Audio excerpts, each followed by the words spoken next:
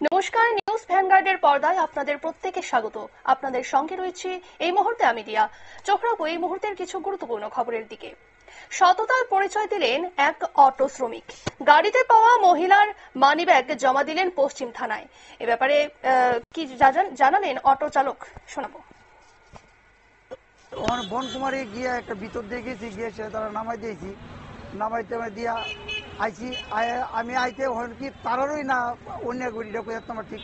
তারপরে মোটর স্ট্যান্ডে এসে এক ভদ্রমহিলা আর একটা ছেলে বাচ্চা, তাদের বাচ্চা লই আইছি কামাঞ্চবরি নামাইছি। লামাইয়া গাড়িটা লইয়া যে সূর্য চমনে আইছি, সূর্য চমনে আমার পরে এক ভদ্রমহিলা রয়েছে। তো ভদ্রমহিলা উঠানোর সময় কইতেছে, দাদা আপনার গাড়ির সিটে মিলে দিয়ে একটা ব্যাগ তুলেছি। আমি তো দেখছি না ব্যাগটা, এটা কী ব্যাগ। আমি তখন দেখলাম এই ব্যাগটা, এই যে ব্যাগটা, হ্যাঁ এই ব্যাগটা দেখলাম। এটার ভিতরে অনেক একটু খুলে এসে দেখলাম এটা টাকাও আছে, এটা স্বর্ণের একটা মনে একটা লাল কলার মধ্যে আছে। তো আমি দেখেছি, আমি এতে আটু আছে, এটা তো হাত দেওয়াটা আমার মনে হয় ঠিক হইতো না। তখন আমি ওই আমরা সত্যি কথা যেটা বিষয়টা হয়েছে, আমি একজন আমার দাদার লগে যোগাযোগ করছি পরে ওই তখন মান্নাদের নাম্বারটা আমার দিল। মান্নাদের নাম্বারটা দিও না, তাই নিয়ে তো প্রেসের কাজ করে।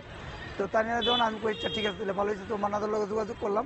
তো মান্নাদা গুলো ঠিক আছে, তুমি থানার সামনে আয়। আমি কইছি আমি সরকার নার্সিংহোমে থাকুম, তাহলে আপনি আয়।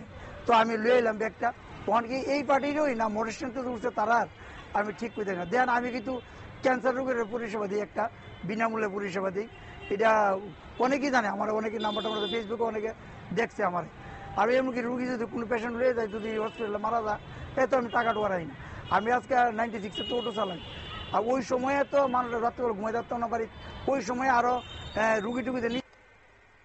আপনারা শুনলেন অটো চালক, তিনি জানালেন যে এক মহিলা তিনি সেই মানিব্যাগটি অটোতে ফেলে রেখে চলে যান এবং সেই অটো চালক তিনি সেই মানিব্যাগ পশ্চিম থানায় জমা দিলেন। নিয়ে নিচ্ছে ছোট্ট একটি বিজ্ঞাপন বিরতির সঙ্গে থাকুন।